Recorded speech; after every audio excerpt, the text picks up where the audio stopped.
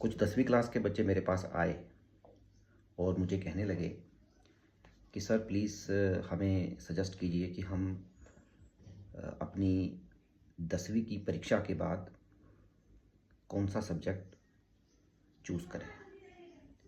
कौन सा विषय हम लें कि जिसमें हमें आगे जाके प्रोग्रेस मिले, हम उसमें अच्छा एक्सेल कर पाएँ। तो मैंने बच्चों से सिर्फ एक ही बात कही कि देखिए बच्चे, सबसे पहले तो ये निर्णय आपका होना चाहिए कि आपको कौन सा सब्जेक्ट का चयन करना है, कौन सा सब्जेक्ट आपको चूज़ करना है। मैंने बच्चों को कहा कि आप सब्जेक्ट का चयन करते वक्त एक बात का ख़ास तौर पर ध्यान रखें कि किसी के बहकावे में आकर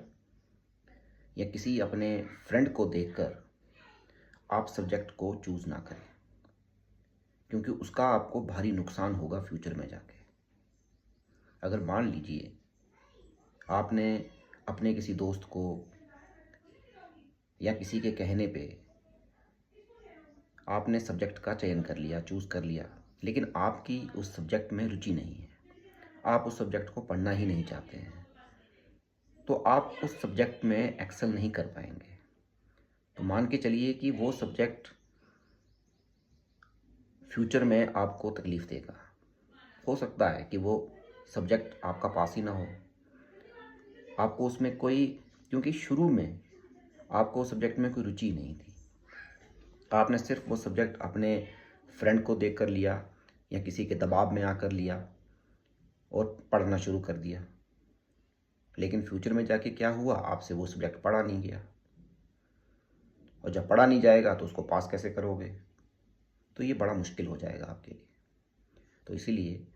आप जब भी सब्जेक्ट का चयन करें, जिस भी फील्ड में आपने जाना है, तो बड़ा सोच समझकर ध्यानपूर्वक ये निर्णय करें कि मैं क्या पढ़ सकता हूँ, कहाँ मैं एक्सेल कर सकता हूँ, किस विषय में मैं जा सकता हूँ, कौन सी फील्ड मेरे लिए है, तो उस फील्ड में आप जाएं, वो आपके लिए बड़ा बेहतर रहेगा और आपको आने वाले टाइम में वो सब्जेक्ट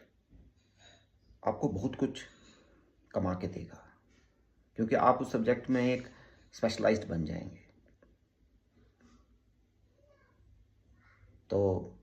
मैं आप सबसे सिर्फ लास्ट में यही कहूँगा सारे बच्चों से कि सब्जेक्ट का चयन करें, चूज़ करें